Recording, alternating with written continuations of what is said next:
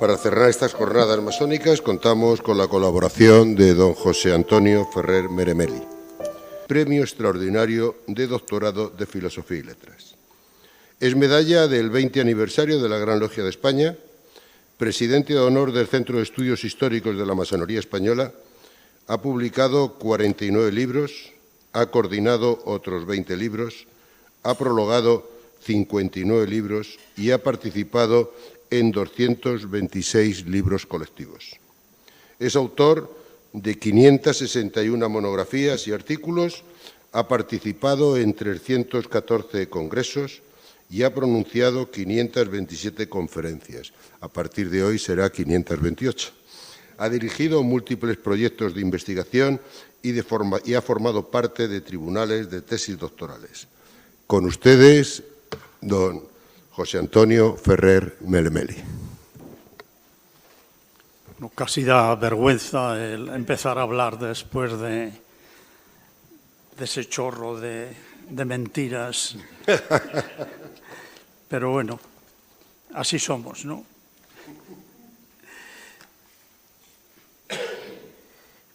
Cuando me asignaron el título de mi intervención, Avatares de la masonería en la sociedad, lo primero que me vino a la memoria fue la película de James Cameron, Avatar, que se va a reestrenar uno de estos días, ¿no? Es del año 2010 y que tanto impacto y polémica provocó. La Real Academia de la Lengua nos dice que avatar deriva del sánscrito avatara, que en el hinduismo es la encarnación terrestre de alguna deidad, en especial Vishnu, una de las grandes divinidades que ocupa el segundo lugar en la tríada Brahma, Vishnu, Shiva.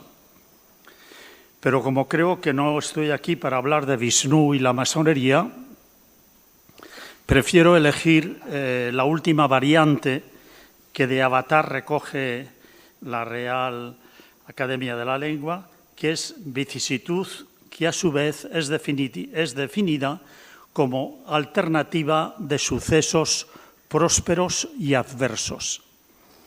Así pues, voy a referirme a algunas vicisitudes o sucesos particulares de la masonería relacionados con la logia afortunada de Las Palmas, cuyo ultracentenario y medio estamos celebrando. Y el primer aspecto que quisiera resaltar es que la afortunada se constituye en Las Palmas en 1869, según mis referencias, con el número 36 del Gran Oriente Lusitano Unido. Y aquí ya tenemos tres cuestiones a resaltar: el número de la logia, la fecha de fundación y la obediencia a la que pertenece. Sobre el número, en el registro de logias del Gran Oriente Lusitano Unido figura con el número 36, siendo la primera logia canaria en adscribirse a su obediencia. La actual afortunada lleva el número 39 y fue también una de las primeras logias canarias en adscribirse, en este caso, a la Gran Logia de España. Los números 36 y 39 nos están diciendo, pues, que las dos afortunadas, la del siglo XIX y la del siglo XX-XXI, fueron pioneras en adscribirse a sus respectivas obediencias. Respecto a la fecha de creación de afortunada número 36, al igual que ocurre con otros muchos casos, hay que diferenciar entre la fundación, la aprobación, autorización y finalmente la instalación, consagración o constitución formal de la logia. El primer caso es fundar la logia y elegir un nombre y sede. El segundo, pedir autorización o legalización al Gran Oriente o Gran Logia correspondiente. Y finalmente, una vez recibida la aprobación, la carta patente y demás documentos reglamentarios, tiene lugar la instalación o constitución de la logia o consagración en presencia de los representantes oficiales designados por la Gran Logia o por el Gran Oriente. En el caso de Afortunada número 36, la autorización para constituirse en logia lleva la fecha del 28 de octubre de 1869, lo cual quiere decir que la petición y la fundación de la logia fue muchos meses anteriores, pues debido a la lentitud de los correos de la época y a las especiales circunstancias masónicas del momento, la documentación no llegó a Las Palmas hasta 1870, que es cuando realmente la Afortunada número 36 quedó constituida con pleno derecho el 14 de mayo. Y sobre el por qué los fundadores de Afortunada optaron por depender de Lisboa y no de Madrid, la cuestión es más compleja, aunque también tiene su lógica. Tanto la masonería española como la portuguesa por esos años estaban muy divididas. Por eso los historiadores preferimos hablar de masonerías en plural. En Portugal llegaron a coexistir en esas fechas más de 5 obediencias diferentes. Pero a partir del año 1867 se inicia un proceso de unificación de la familia masónica portuguesa y el año 1869 representa una fecha importante en este proceso cuando 3 de las 4 obediencias que entonces existían llegaron a un acuerdo. El Gran Oriente portugués, que a su vez era el resultado de la unión anterior entre el Gran Oriente de Portugal, la Gran Logia Portuguesa y la Confederación Masónica, el Gran Oriente Lusitano y el Gran Oriente del Rito Escocés se fusionaron constituyendo el Grande Oriente Lusitano Unido. Unos años después, la Gran Logia Provincial del Oriente Irlandés de Portugal también se integraba, concluyendo así la unificación de la masonería portuguesa. La situación de la masonería española por esa época era parecida.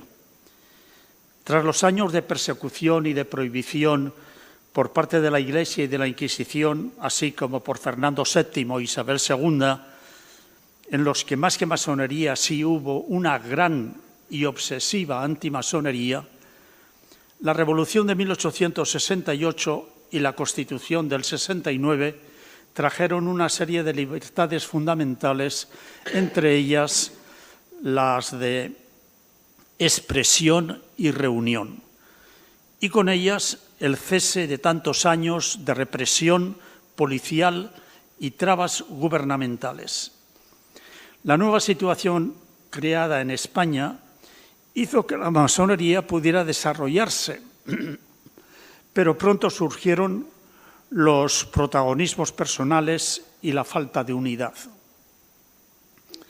La proliferación de logias más o menos politizadas, consecuencia de la falta de experiencia masónica, derivó en la aparición de múltiples masonerías rivales, en muchos casos entre sí.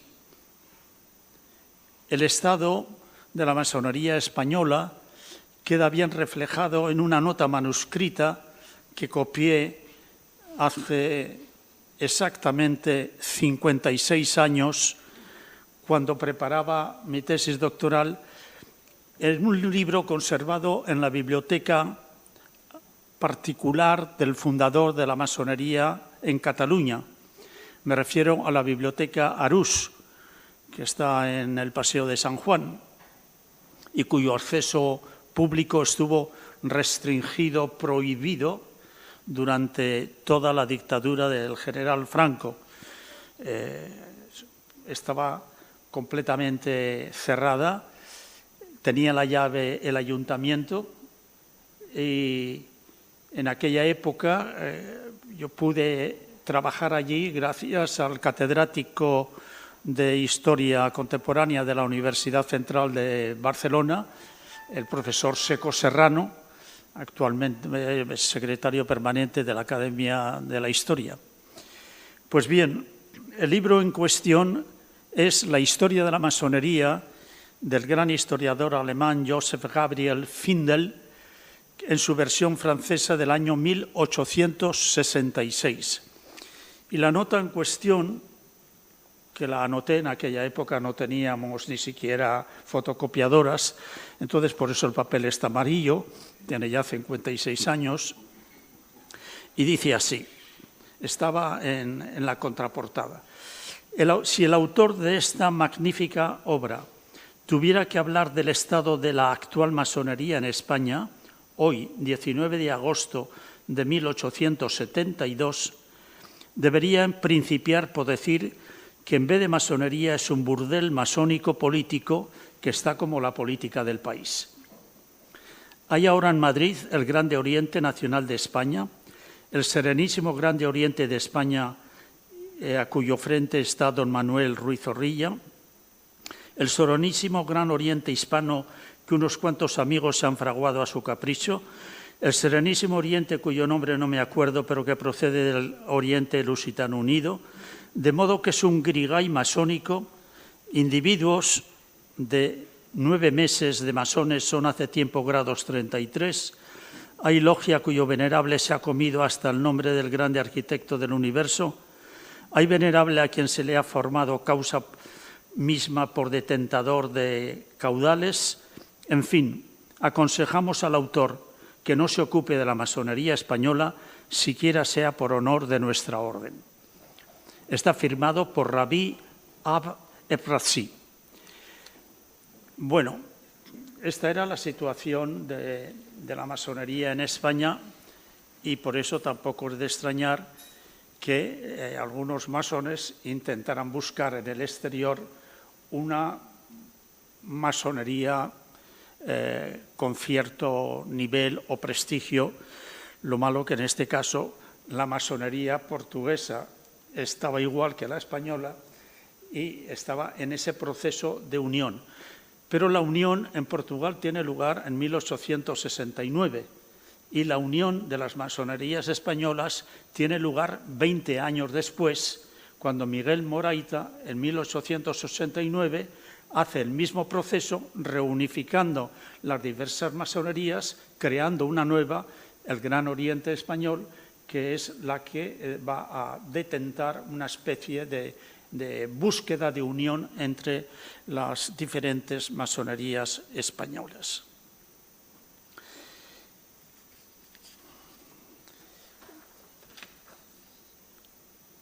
Por esa época, las masonerías o los grandes orientes o grandes logias que había en España, pues si acudimos a la documentación de la época, nos encontramos con testimonios bastante parecidos a este manuscrito que acabo de leer. Así, en una circular del año 1875, fíjense que está próximo a las fechas de la fundación de Afortunada, la Logia Caballeros de la Noche de Zaragoza, donde un par de años después se inició el futuro Premio Nobel de Medicina Santiago Ramón y Cajal, en una circular dice que la situación de la masonería en España no puede ser más triste. Divididos sus afiliados en diversas agrupaciones que dependen de diferentes centros, no es posible que alcance la orden la preponderancia que tiene en las demás naciones. Muy parecido es otro testimonio de la logia de Ferrol, Asilo de la Virtud, que también coincide en la falta de orden, cohesión y unidad de la masonería española a causa de que 4 grandes orientes se disputan la legitimidad de un poder masónico nacional español, se hostilizan, se excomulgan y esparcen el descrédito de la masonería dentro y fuera de España, etc. De forma que las logias, en vez de luchar entre sí, convirtiendo los templos donde debía reinar la paz y el amor fraternal en clubs de la personalidad, la discordia y la sedición, bueno, etc. Son muchos testimonios de esta época y por eso los masones zaragozanos, los masones ferrolanos, los masones de Las Palmas prefirieron buscar una masonería fuera de España que tuviera un mínimo de más prestigio, y en este caso se dirigieron al Gran Oriente Lusitano Unido, bajo cuyos auspicios conservaban la más incontestable regularidad, permaneciendo así lejos de la anarquía en que se hallaba sumida la masonería española. Es un primer momento en que nos encontramos con la palabra regularidad, pero que creo que tiene un sentido muy diferente al que hoy día se está utilizando por la propia masonería. Las logias que deciden adherirse al Gran Oriente Lusitano Unido, pues en el fondo buscan un núcleo alejado de las luchas.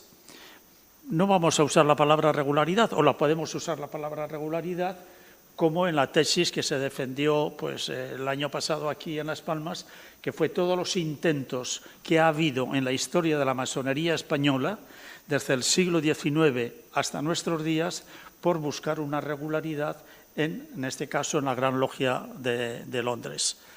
Y es la primera tesis que se hace sobre este tema en base a la documentación de la Gran Logia de Londres, tesis que se publicará de aquí a unas semanas y que va a aportar una serie de datos que a todos nos van a interesar e ilustrar.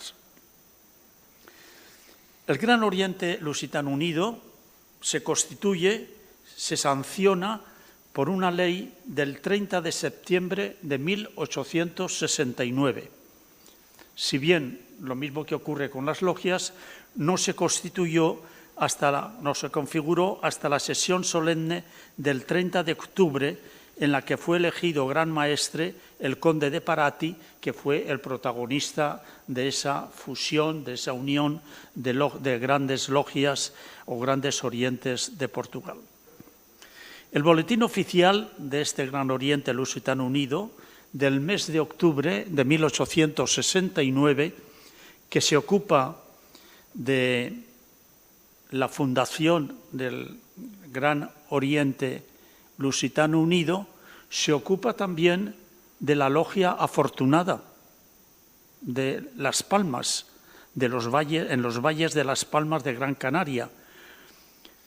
Y es la sanción de la logia, la afortunada, fechada, como he dicho antes, el 28 de octubre de 1869. Es decir, que la logia afortunada da los primeros pasos cuando todavía no está constituido el Gran Oriente Lusitano Unido. Se constituye el Gran Oriente Lusitano Unido simultáneamente con la logia afortunada, y en el mismo boletín aparece la sanción de los dos, del Oriente Lusitano Unido y de la logia afortunada. Es la primera de España. No de España es la tercera, la primera de Canarias que se adscribe al Gran Oriente Lusitano Unido. También se van a integrar otras logias como la Tolerancia y Fraternidad de Cádiz y la Fraternidad Ibérica de Sevilla. En total son 24 logias españolas, entre ellas también la Teide de Santa Cruz de Tenerife.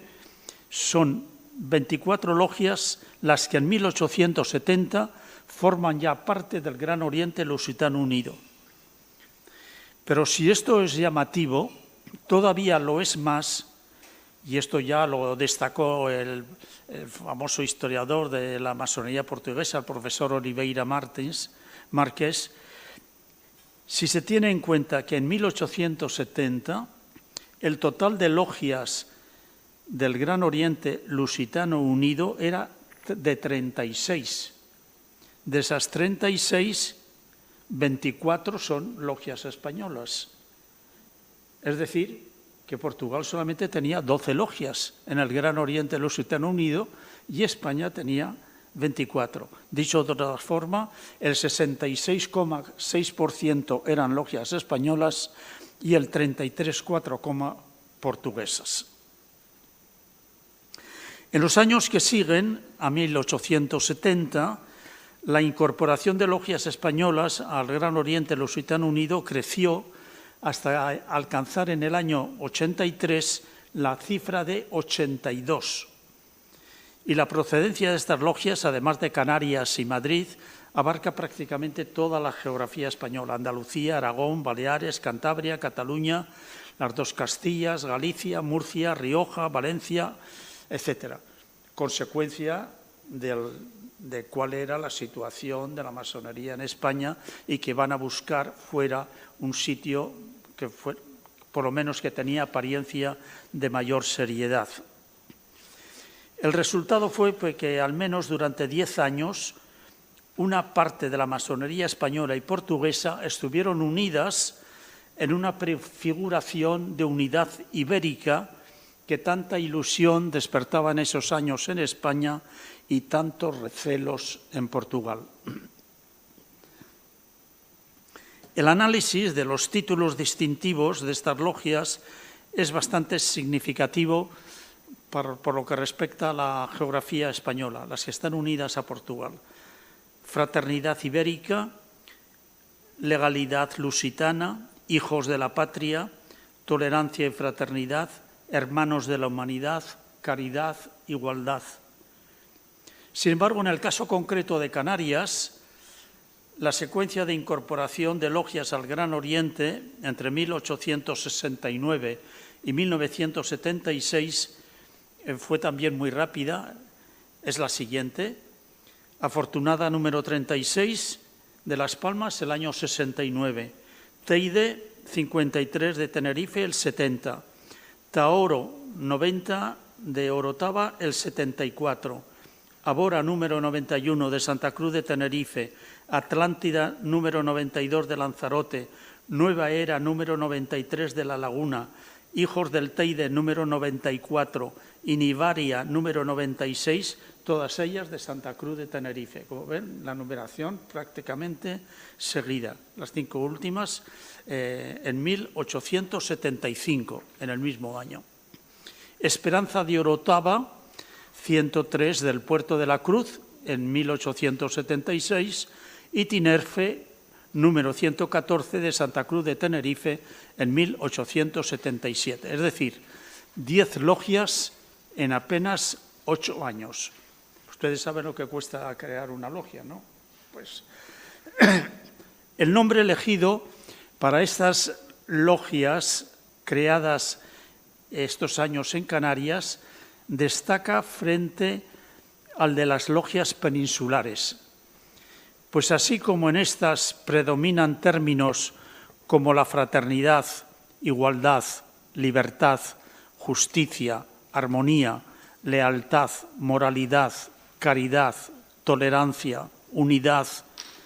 En el caso de Canarias son topónimos locales: Afortunada, Atlántida, Taoro, Orotava, Abora, Teide, Tinerfe. Tradición que hoy se conserva en las logias de la Gran Logia de España: Andamana, Tajinaste, Añaza, Esperia, aparte de otras logias que tienen nombres de personas o que tienen otro tipo de... Pero vamos, que hay como una tendencia en esa línea. Y aquí nos planteamos una cuestión importante: conocer la masonería a la que se inscriben tantas logias de Canarias. Bueno, en el caso de Canarias, la totalidad de las logias de Canarias se inscriben al Gran Oriente Lusitano Unido. ¿De qué masonería se trata? ¿Cuáles son sus principios, sus fines, sus constituciones que debían de regir los trabajos? Estas constituciones fueron aprobadas el 1 de septiembre de 1870 y publicadas ese mismo año en Madrid con el título de Constituciones de la Masonería Española. En el capítulo primero, que recoge los principios generales, se responde a la pregunta esencial: cómo era y qué pretendía ser la masonería española subordinada a la portuguesa, a la que los miembros de la afortunada se integran. O dicho con otras palabras, ¿qué entendían por masonería en 1870 los fundadores de Afortunada número 36? Y el artículo primero es una definición de la masonería y dice así: la francmasonería es una institución esencialmente filantrópica, filosófica y progresiva que tiene por objeto el estudio de la moral universal, el de las ciencias y las artes, el ejercicio de la caridad y la extensión de la luz para realizar el bien. El artículo segundo considera la libertad de conciencia y de pensamiento como un derecho inherente a la personalidad humana y, por lo tanto, a nadie excluye de sus opiniones y creencias. Esto nos llevaría muy lejos para hacer la distinción entre libertad de conciencia y de pensamiento y libre pensamiento, que es otra cosa muy distinta. Porque estos solamente afirman y el libre pensamiento afirma y niega, entre otras cosas. Artículo tercero. Su lema es libertad, igualdad, fraternidad, justicia y tolerancia. Artículo cuarto. Intenta mejorar la condición material, moral e intelectual del hombre, procurando aumentarle los medios de realizar su perfección y la de sus semejantes. Artículo quinto. Considerando como hermanos a todos los hombres, cualesquiera que sea su nacionalidad, religión, creencias y posición, no reconoce distinción entre libres y esclavos y prohíbe terminantemente en su seno toda discusión acerca del dogma de toda religión positiva y de conducta y fines de cualquier partido político, cuyas discusiones alteran la cordialidad que debe reinar entre hombres unidos por un mismo pensamiento. Bueno, siguen así toda una serie de... El artículo octavo dice: la masonería considera el trabajo como una necesidad imperiosa de la vida humana y, por lo tanto, proscribe de su seno al vago y al holgazán. O sea que ya son dos cualidades que no pueden ser masonas según son estas constituciones. Volviendo al término avatares, otra de las definiciones que encontramos esta vez en el gran diccionario de sinónimos y antónimos de Espasa-Calpe es el de altibajos, que en cierto sentido coincide con los últimos significados que nos ofrece la REA, cambio o fase. Antes ya he indicado, como de paso, que esta hermandad ibérico-portuguesa duró apenas 10 años. Se impone, pues, buscar una respuesta al cambio de situación y actitudes que llevaría a la ruptura y al fin de esta experiencia en la que tanto interés habían puesto los masones canarios. Ruptura en la que vamos a encontrarnos con otra serie o con otra cuestión vital en la masonería, que es el enfrentamiento o contradicción existente entre el universalismo masónico y el nacionalismo patriótico. Este problema también se planteará en la masonería de Cataluña, etcétera, por estos mismos años. En 1876, de las 67 logias que existían en el Gran Oriente Lusitano Unido, solamente 30 eran portuguesas, las españolas 37, con el agravante de que todas las logias que se incorporaron en ese año de 1876, que fueron 11, todas fueron españolas, entre ellas 2 canarias, de Tenerife y de Puerto de la Cruz. 2 años después, en el listado de 1878, los listados portugueses de esta época llevan la fecha del 30 de junio de cada año. Bueno, ya saben, como el año masónico empezaba en junio y por lo tanto pues adoptan esa fecha. Pues bien, en 1878 las logias españolas eran 45 de un total de 71. En 1878, por lo tanto, el Gran Oriente Lusitano Unido tenía 26 logias portuguesas y 45 españolas.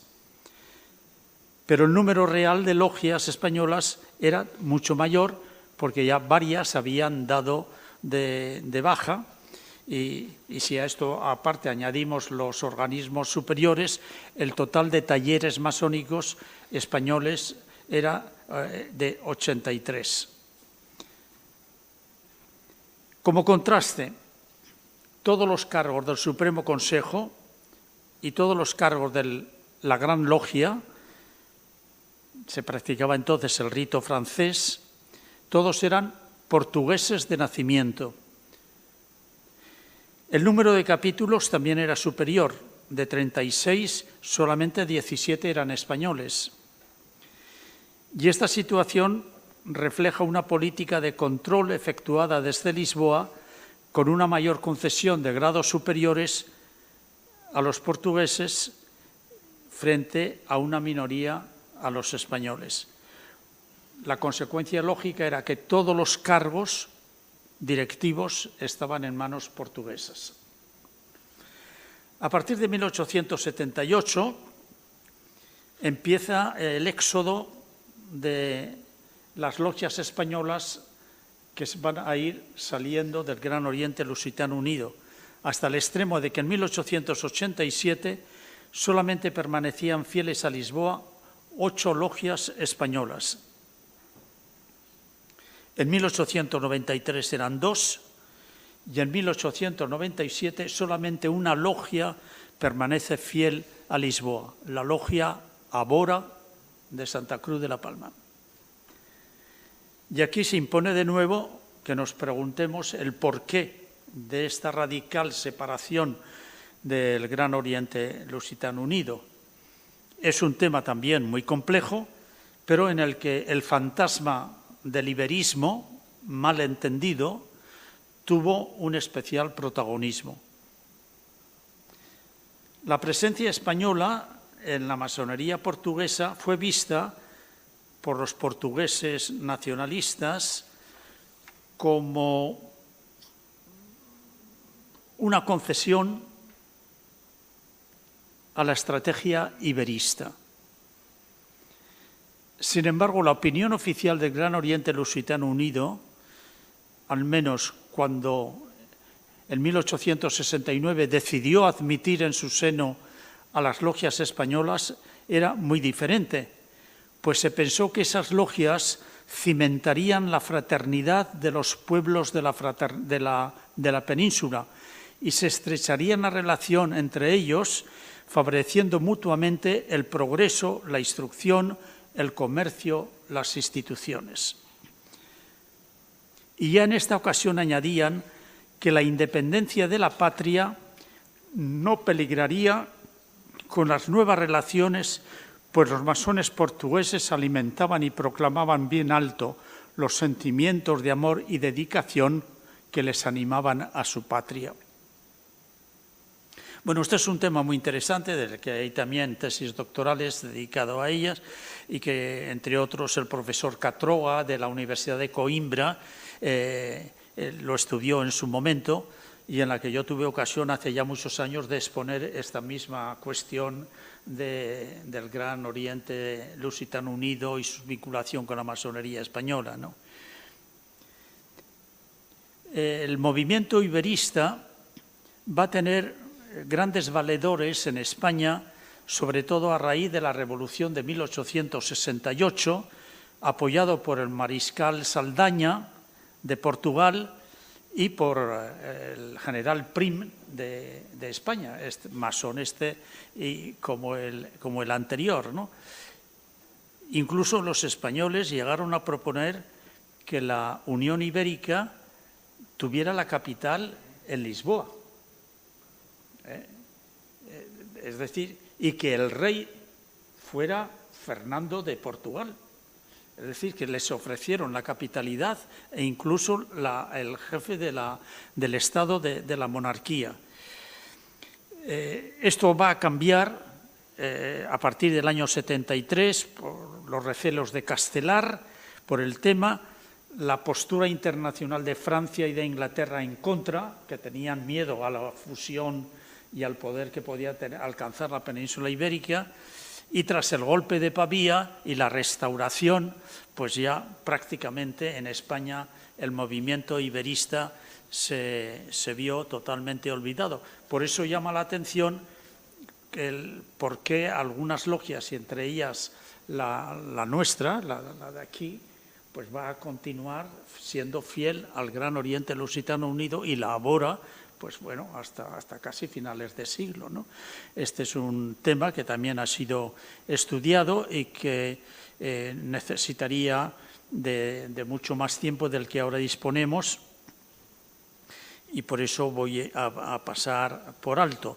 Simplemente decir que tanto la Logia de Las Palmas como las otras de las islas van a establecer contactos con Lisboa para que se solucione este tema, porque este tema se agudizó con la Constitución de 1878, la Constitución de la Masonería portuguesa de 1878, que provocó un despertar del nacionalismo español como réplica al nacionalismo portugués, porque en estas constituciones masónicas se declara fiesta masónica el día de la independencia de Portugal, es decir, el día de la separación de España. Y esto, claro, fue una bofetada para muchos de los masones, que les despertó como contrapartida ese patriotismo, ese nacionalismo, y llegaron a considerar los masones de Canarias especialmente, y los de Aragón y los de Andalucía, etcétera, que esas constituciones eran retrógradas con relación al progreso científico y al concepto espiritual, ya que colisionaban normas del cosmopolitismo masónico y que incluso iban contra la propia historia de la masonería. Y por lo tanto, ellos, ni como masones ni como españoles, podían aceptar esas constituciones y las rechazaron, y a partir de ahí vino la desbandada general, aunque algunos intentaron por todos los medios que Lisboa recondujera esas constituciones, y al ver que no lo consiguieron, pues acabaron saliendo. Lo que hicieron es, entre tanto, buscar otra obediencia masónica bajo su concepto que tuviera una garantía de esa regularidad masónica, no en el sentido de dependencia de Inglaterra, sino en el concepto más estrictamente de regularidad masónico.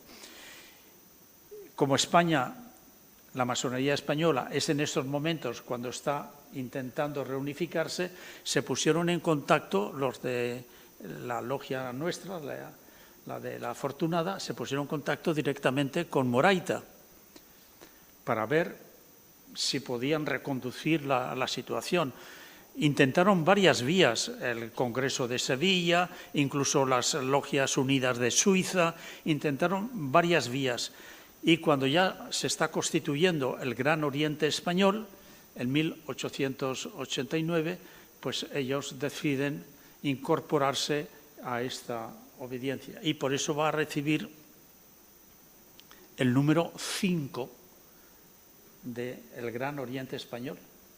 Es decir, van a ser pioneros también en esta nueva obediencia, en adscribirse a esta nueva obediencia, como luego lo serán con la Gran Logia de España, con el número 39, de un total que en estos momentos se acerca a las 200 logias, ¿no? Entonces, quiere decir que en los tres casos, en el siglo XIX, comienzos del XX, finales del 20-21, las tres obediencias a las que eligen son pioneras, la logia Afortunada, en adscribirse a ellas.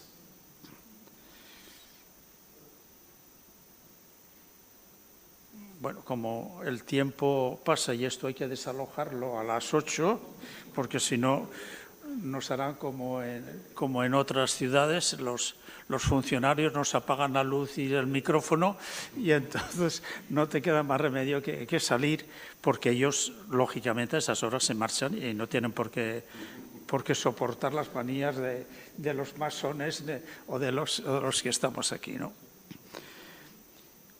Bueno, entonces la búsqueda de un Oriente que regularizara sus trabajos es lo que retrasó la salida oficial, aunque ya estaba decidida desde hacía meses que se marchaban, pero querían asegurarse.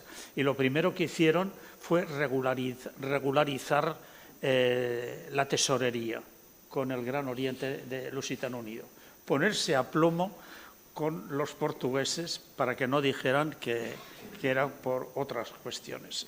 Eso es un detalle que dice bastante en favor de Afortunada número 36.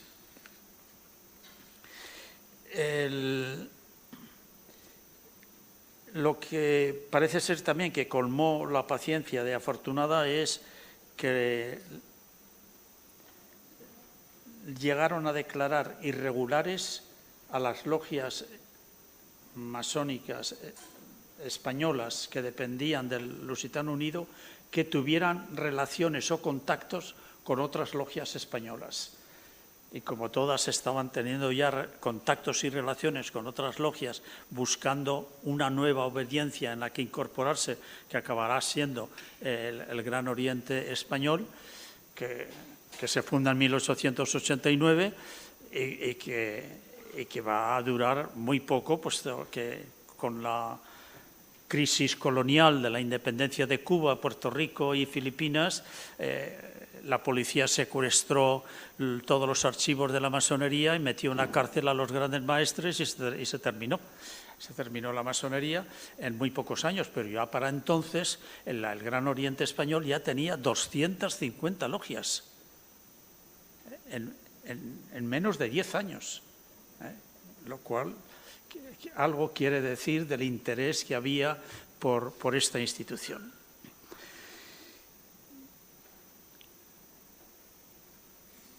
Bueno, pues para concluir de esta segunda fase como integrante del Gran Oriente Español, solo quisiera destacar dos aspectos. Ya nos han hablado antes extensamente de las iniciativas del periódico La Afortunada y de las iniciativas de la masonería femenina.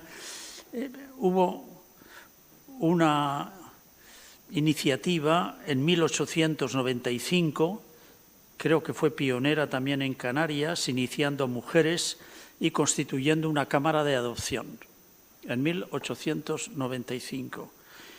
Y el otro tema que a mí me llama la atención es su compromiso con los emigrantes que pasaban por Canarias por estas fechas, 1895, o que arribaban mensualmente al puerto de la Luz, de paso a América o de regreso de América. Según la documentación masónica, en 1895 arribaban al puerto de la Luz una media de 160 transatlánticos mensualmente. Claro, esto tenía muchos problemas lo estamos viendo en lo que ocurre con la guerra, la emigración por la guerra. Aquí era la migración por la pobreza y el trabajo, los que iban, los que venían, y entonces la logia Afortunada decidió dedicar todos sus fondos de la caridad, no enviándolos a la fundación de un colegio de huérfanos para masones en Madrid, sino para atender a los emigrantes.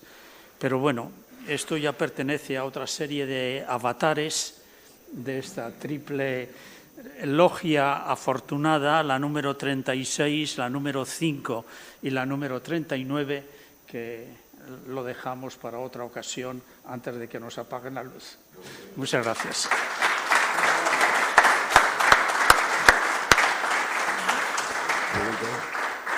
Bueno, pues ahora muchas gracias, Ferrer Mermeli. Hay preguntas por hacer.